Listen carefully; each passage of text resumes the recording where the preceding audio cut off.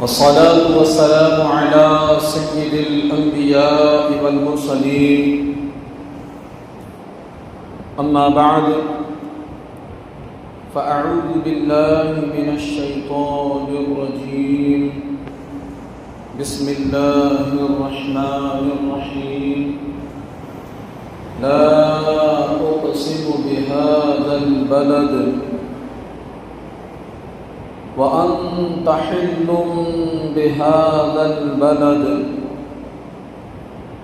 صدق الله العظيم.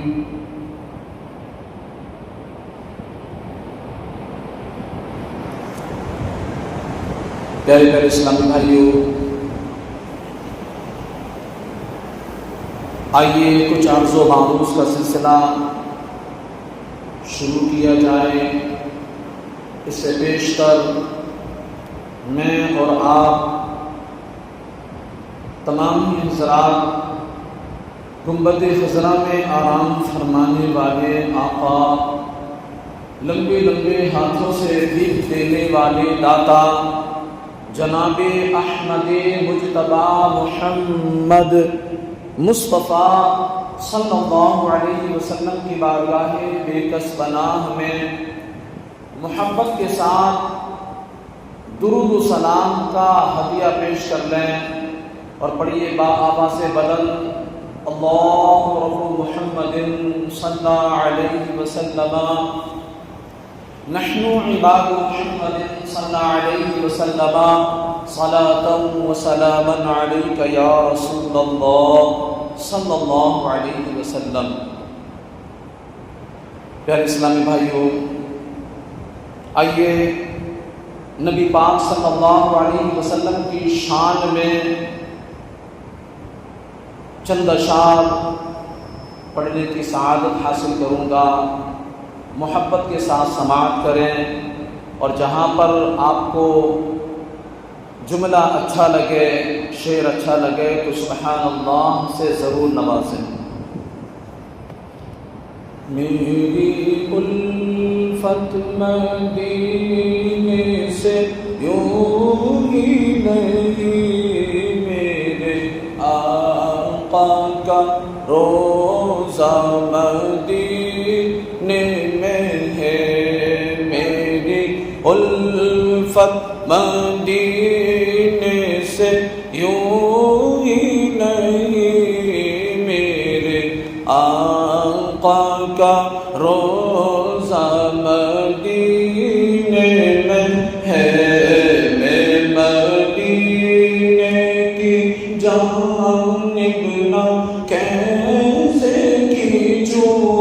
میں مدینے کی جانب نہ کیسے کھینچوں، میرا دین اور دنیا مدینے میں ہے، میرا دین اور دنیا مدینے میں ہے۔ اور شاعر نے بڑی محبت کے ساتھ مچل کر رسول پاک صلی اللہ علیہ وسلم کی قدموں پر اپنی جان کو نچھاور کرتے ہوئے کہا ہے کہ عرش اعظم پہ جس کی بڑی شان ہے،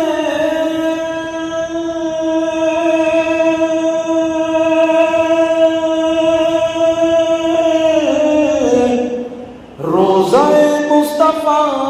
جس کی پہچان ہے، روضہ مصطفیٰ جس کی پہچان ہے،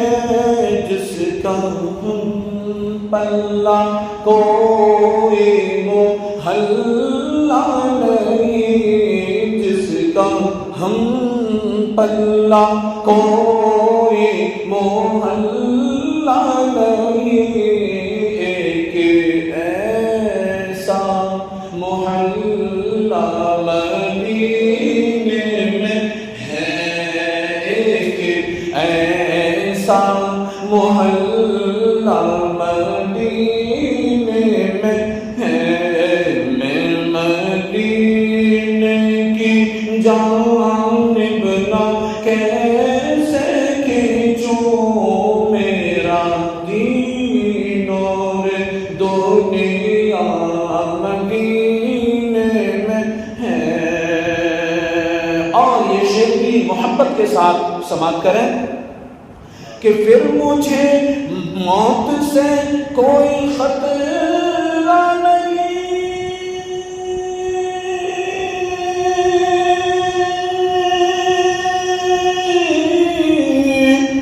موت کیا زندگی کی بھی پرواہ نہیں، موت کیا زندگی کی بھی پرواہ نہیں. کاش سرکار ایک بار مجھ سے کہیں، کاش سرکار ایک بار مجھ سے کہیں، آ تیرا جینا مرنا مدینے میں ہے، اب تیرا جینا مرنا مدینے میں ہے. میں مدینے کی جانب نہ کیسے کھینچوں میرا دین اور دنیا مدینے میں ہے. اور قافلے کے قافلے مدینے کی طرف جاتے ہیں اور یہ بڑی قسمت والے ہیں، لیکن جو لوگ ان قافلوں کو مدینے کی طرف جاتے ہوئے دیکھتے ہیں ان کی حالت کیا ہوتی ہے. اس شعر میں آپ ملاحظہ کریں کہ سرور دو جہاں سے دعا ہے میری،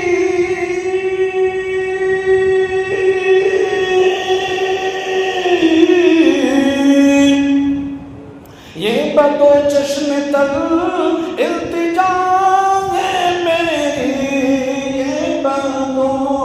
چشم تر التجا ہے میری. ان کی فہرست میں میرا بھی نام ہو،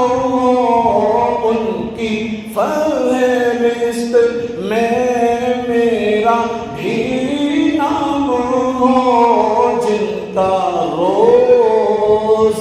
آنا جانا مدینے میں ہے، جن کا روز آنا جانا مدینے میں ہے. میں مدینے کی جانب نہ کیسے کھینچوں میرا دین اور دنیا مدینے میں ہے.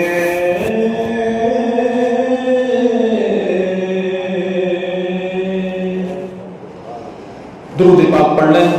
اللہ رب محمد صلی اللہ علیہ وسلم، نحن عباد محمد صلی اللہ علیہ وسلم، صلاۃ و سلاما علیک یا رسول اللہ صلی اللہ تعالی علیہ وسلم. پیارے پیارے بزرگوں اور دوستوں، نوجوان ساتھیوں، اب جو ہے وقت حج کا بڑا قریب آ رہا ہے. کئی قافلے روانہ ہونے والے ہوں گے اور کچھ تو روانہ ہو بھی گئے ہوں گے. عشاقان رسول تڑپ رہے ہوں گے اور ہم بھی تڑپتے ہیں کہ اللہ پاک ہمیں بھی اس در کی حاضری اپنی عطا سے، اپنے کرم سے نصیب فرمائے. کیونکہ یہ بہرحال دیکھا جاتا ہے کہ جب مدینہ پاک کی، مکہ پاک کی کوئی حاضری کے لیے جاتا ہے تو یہ پیسوں کے بلبوتے پر نہیں جاتا، بلکہ میرے سرکار مدینے کے تاجدار، دو عالم کے مالک و مختار صلی اللہ علیہ وسلم جسے بلاتے ہیں اس کے اسباب بنتے چلے جاتے ہیں، وہ مدینے کو چلے جاتے ہیں، اور پھر یہ عشق کے اوپر بھی ہوتا ہے کہ کس کو کتنا عشق ہے، یہ عشق اس کو لے جاتا ہے۔ میں نے آیت کریمہ کی تلاوت کرنے کا شرف حاصل کیا۔ اس آیت مقدسہ میں میرا تمہارا ساری کائنات کا پالنہار حقیقی اللہ رب العالمین ارشاد فرماتا ہے، لا اقسم بہذا البلد، مجھے قسم ہے اس شہر کی، شہر مکہ کی، وانت حل بہذا البلد، کہ محبوب جس میں تم تشریف فرما ہو۔ اس آیت مقدسہ سے شہر مکہ کی فضیلت، حرمت، عظمت ظاہر ہوتی ہے کہ وہ کتنا عظیم شہر ہے، وہ کتنی بزرگی والی جگہ ہے، وہ کتنی سعادت مندی والی جگہ ہے، اور پھر جو اس مبارک جگہ پر حاضری دیتے ہیں ان کے نصیب بھی کتنے بلند ہیں، ان کے نصیب بھی کتنے بلند ہیں کہ اللہ پاک جن کو اپنے در کی حاضری نصیب فرماتا ہے۔ اور مسلمانوں، حج کے تعلق سے میرے نبی پاک صلی اللہ علیہ وسلم نے کئی جگہ یوں ارشاد فرمایا کہ جو بندہ مومن ثواب کی نیت سے رب کی رضا حاصل کرنے کے لیے ارادہ حج کرتا ہے، حج بیت اللہ کا سفر کرتا ہے، تو میرا اللہ اس کے تمام گناہوں کو یوں معاف فرما دیتا ہے جیسے وہ ابھی ماں کے پیٹ سے پیدا ہوا۔ یہ حدیث پاک ہے۔ اور ایک حدیث پاک میں یوں بھی فرمایا گیا، اس کے ساتھ ساتھ، کہ جو میرا بندہ لوگوں کی کفایت کے لیے حاضر رہتا ہے، ان کی مدد کرتا ہے، اللہ پاک اس کے بھی ارادوں کو، حج کے ارادوں کو قبول فرما لیتا ہے اور اس کو بھی حج کے برابر ثواب عطا فرماتا ہے۔ ایسی کئی ساری روایتیں بھی موجود ہیں، کئی سارے ایسے واقعات بھی تاریخ میں ملتے ہیں جو مسلمانوں کے جنون کو بڑھا دیتے ہیں، جو مسلمانوں کی طلب میں اضافہ کر دیتے ہیں، جو مسلمانوں کے ذوق و شوق میں بے پناہ طلب پیدا کر دیتے ہیں۔ کیونکہ یہ بھی بڑی سعادت مندی کی بات ہے کہ بندہ اخلاق مند ہو اور اپنے اخلاق سے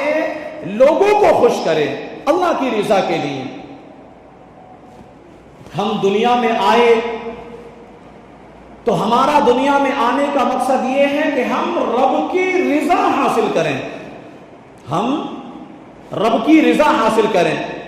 ہم وہی کام کریں جن کے کرنے کا پروردگار عالم نے حکم ارشاد فرمایا، اور میرے نبی پاک صلی اللہ علیہ وسلم نے جن کاموں کے کرنے کا حکم ارشاد فرمایا۔ گویا ہم اس دنیا میں آئے ہیں تو اپنی مرضی کے غلام بن کر کے نہیں، بلکہ رب کائنات کے احکام کے مطابق زندگی بسر کر کے اپنی زندگی کو کامیاب بنانے آئے ہیں۔ کہ جو بندہ اللہ تبارک و تعالی کے احکامات کے مطابق زندگی گزارتا ہے وہ دنیا میں کامیاب ہو جاتا ہے، اور پھر اس کا ثمرہ اس کو قیامت میں جنت کی شکل میں دیا جاتا ہے، جنت کی شکل میں اس کا بدلہ اس کو دیا جاتا ہے۔ تو ہم حج بھی کرتے ہیں تو یہ بھی ایک فریضہ ہے کہ اللہ پاک نے جس کو مال سے نوازا ہے، دولت سے نوازا ہے، شہرت سے نوازا ہے، تو اس پر حج بھی فرض کیا ہے کہ صاحب استطاعت پر زندگی میں ایک مرتبہ حج کرنا فرض ہے، اور جو نہ کرے حج کی فرضیت اس پر عائد ہو گئی ہے،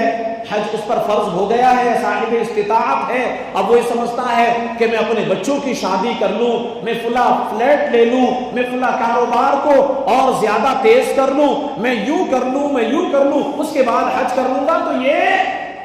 نہ کریں وہ لوگ، اس کی اجازت نہیں ہے۔ اگر حج فرض ہو گیا تو اب بچوں کی شادی کا انتظار نہ کرے، بلکہ حج فرض ہونے کی صورت میں اس کو ادا کرے، اس کو ادا کرے، کیونکہ اگر حج فرض ہونے کی صورت میں حج نہیں ادا کیا، اور حدیث پاک میں تو یوں ارشاد فرمایا گیا کہ جس پر حج فرض تھا اور اس نے حج نہ کیا اور وہ یوں ہی مر گیا، تو میرے نبی پاک فرماتے ہیں چاہے وہ یہودی ہو کر مرے، چاہے وہ عیسائی ہو کر کے مرے، مجھے اس سے کوئی غرض نہیں۔ کیسی وعید ہے، کیسی وعید ہے ان لوگوں کے لیے جو اللہ کے احکامات کو روگردانی کرتے ہوئے پیٹھ پیچھے چھوڑ دیتے ہیں۔ تو ہمیں جو ہمارے اوپر فرضیت عائد ہو گئی ہے، جو کام ہمارے اوپر فرض ہے، پہلے ان کا ادا کرنا ہمارے لیے ضروری ہے۔ آج ہوتا کیا ہے، گھر میں مہمان آ گئے، نماز کا وقت ہو گیا، تو ہم فرض نماز کی جماعت کو چھوڑ دیتے ہیں۔ اچھا میں آپ کو بتاؤں، یہ نماز جو جماعت کے ساتھ پڑھی جاتی ہے یہ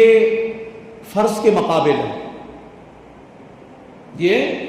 فرض کے مقابل ہے۔ اللہ پاک نے کلام مقدس میں فرمایا وَارْكَعُوا مَعَ الرَّاكِعِينَ، اور رکوع کرنے والوں کے ساتھ رکوع کرو، یعنی ایک ساتھ جماعت کے ساتھ نماز پڑھو۔ اب اس آیت سے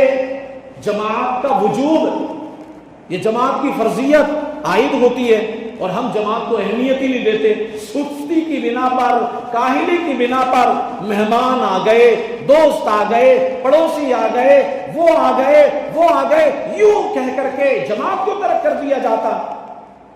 جماعت کے ساتھ نماز نہیں پڑھتے۔ نہ کریں ایسا، قیامت کے روز اس کی بھی کوشش ہوگی۔ ایک بات، دوسری بات یہ کہ پڑوسیوں کا سب سے زیادہ حق ہوتا ہے مساجد کا، اور اپنے پڑوسیوں کا بھی، ان سے زیادہ پوچھ گچھ ہوگی۔ مسجد میں اتنے سارے کام تھے، مسجد میں صاف صفائی نہیں ہوتی تھی، اتنے سارے کام نکلتے تھے، پڑوسیوں سے پوچھا جائے گا تم نے کیا کیا؟ کیا تم نے اپنے مسجد میں، اپنے پڑوس میں مسجد ہونے کا حق ادا کیا؟ کہ تم مسجد میں جاتے اور جو اس کی کمی تھی اس کو پورا کرتے؟ ان تمام چیزوں کو ہمیں سمجھنا ہوگا، ان تمام چیزوں کو سمجھنا ہوگا، اور پھر سمجھتے ہوئے ان پر عمل بھی کرنا ہوگا۔ اگر ایسا کرنے ہم لگ جائیں تو واللہ ہماری زندگی میں نور آ جائے گا، ہماری زندگی میں انقلاب آ جائے گا۔ اور پڑوسیوں کا حق، میں آپ کو اسلام کی وہ کہانی بتاؤں، اسلام کی وہ ہسٹری بتاؤں کہ جسے مسلمان عالم سن کر کے چار آنسو بہاتے ہیں اور پھر اس پر عمل کرنے کے لیے تیار بھی ہو جاتے ہیں۔ ایک بزرگ گزرے ہیں، ایک اللہ والے گزرے ہیں، بڑے عبادت گزار تھے، بڑے پرہیزگار تھے، بڑے متقی تھے، اپنے وقت کے محدث بھی تھے، اپنے وقت کے مفکر بھی تھے، اپنے وقت کے مدبر بھی تھے، اور بہت بڑے اللہ والے۔ لوگ ان سے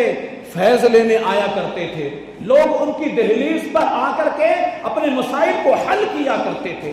نام تھا ان کا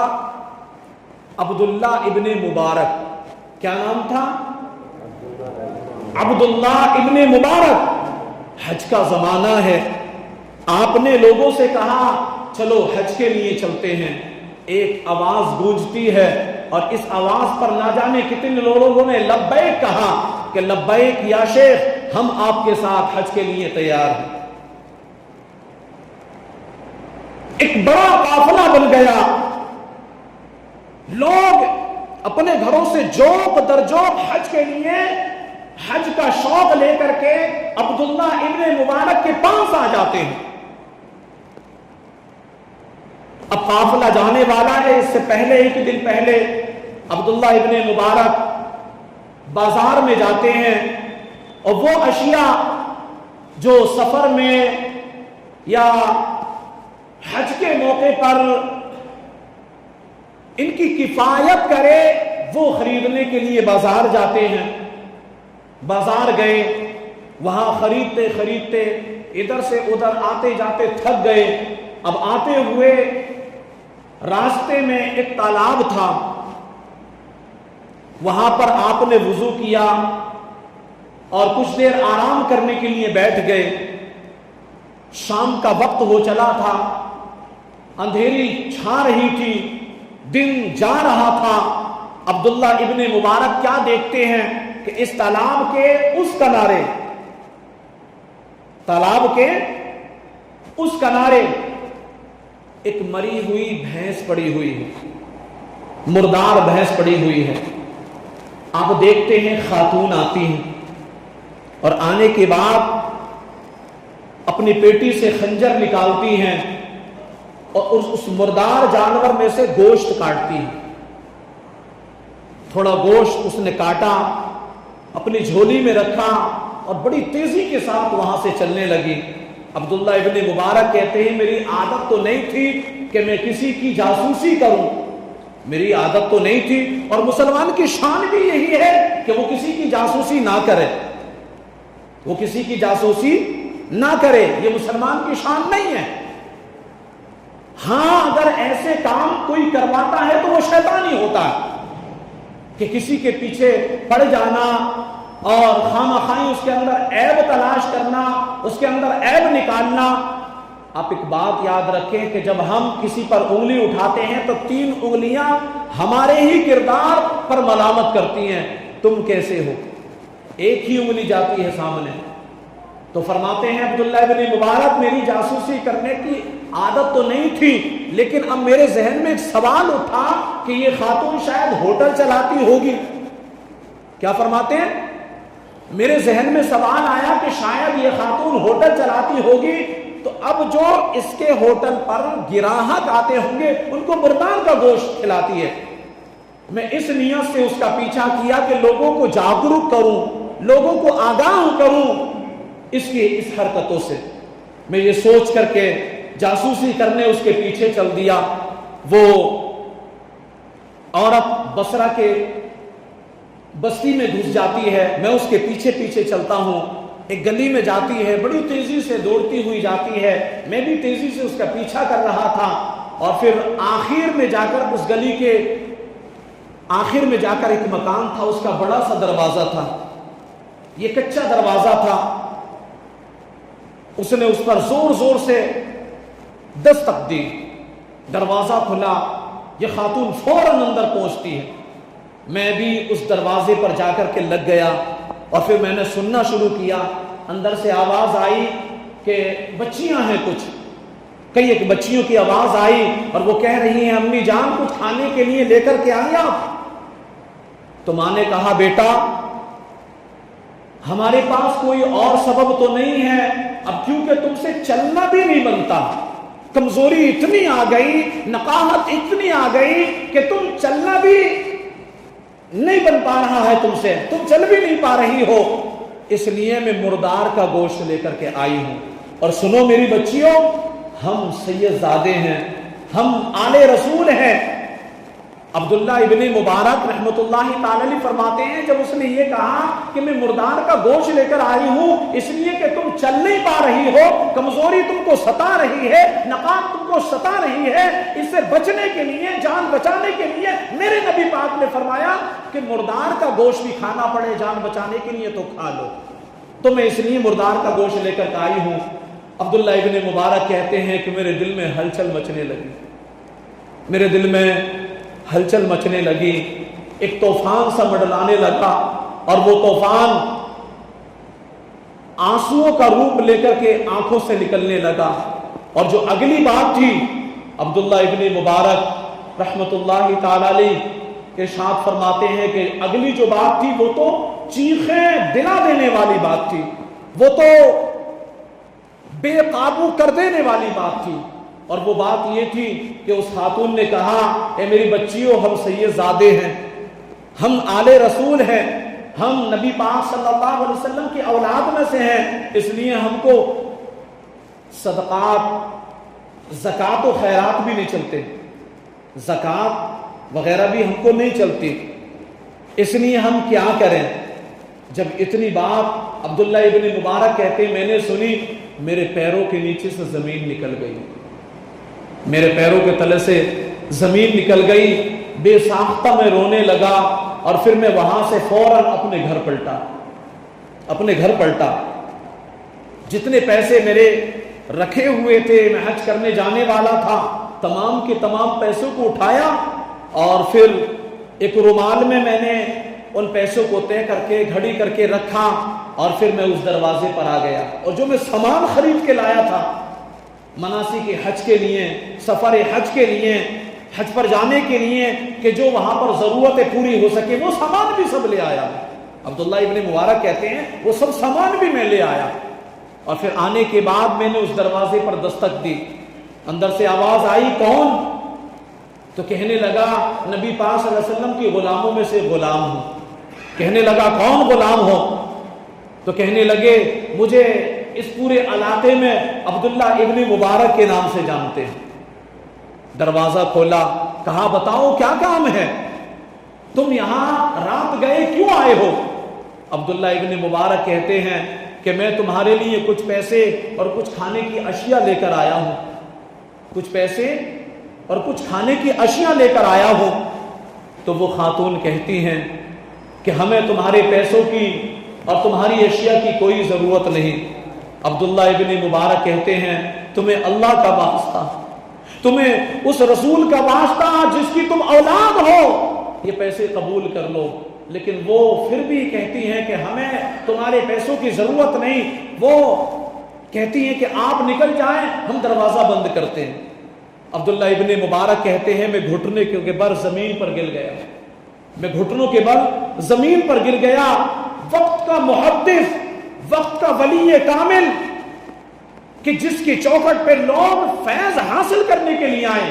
اپنے مسئلوں کو حل کرنے کے لیے آئے، پورے علاقے میں جس کا شہرہ چلتا ہو، پوری دنیا میں جس کا شہرہ چلتا ہو، وہ نبی پاک کا سچا غلام گھٹنوں کے پر زمین پر گر جاتے ہیں، اپنے امامے کو اتارتے ہیں، خاتون کے قدموں میں رکھ دیتے ہیں اور کہتے ہیں کہ تمہیں اللہ کے رسول کا واسطہ اسے قبول کر لو، اسے قبول کر لو۔ اور سنو، یہ کوئی زکوٰۃ کی رقم نہیں ہے، یہ کوئی زکوٰۃ کی رقم، یہ کوئی زکوٰۃ کی رقم نہیں ہے، بلکہ یہ وہ سرمایہ ہے جو میں نے پوری زندگی، جو میں نے اپنی زندگی میں اس کو بڑی محنت کر کے اکٹھا کیا ہے، تاکہ میں اللہ کے رسول صلی اللہ علیہ وسلم کی بارگاہ میں حاضری دے سکوں، کعبہ مشرفہ کا دیدار کر سکوں، طواف کعبہ کر سکوں۔ میں حج کرنے کے لیے اس پونجی کو اکٹھا کیا تھا، لیکن جب میں نے تمہاری حالت کو دیکھا اور پھر اپنا وہ پورا واقعہ بتایا کہ میں بصرہ میں مارکیٹ میں گیا تھا سودا خریدنے، کہ حج کے سفر پر جو ضرورت آنے والی چیزیں ان کو، ان اشیاء کو خرید کے لا سکوں، اور میں ایسے وہ فلاں جگہ بیٹھا، میں نے تم کو دیکھا تو میں جاسوسی کرنے تمہارے پیچھے گیا، جب یہاں آ کر کے دیکھا تو میرے پیروں کی زمین نکل گئی، لہٰذا اب میں یہ تمام رقم تم کو دینا چاہتا ہوں۔ پھر اس خاتون نے، ان سید زادی نے اس رقم کو قبول کر لیا، اور مسلمانوں یہ ادھر قبول کیا۔ اس کے بعد میں عبداللہ ابن مبارک فرماتے ہیں میری دل کی کیفیت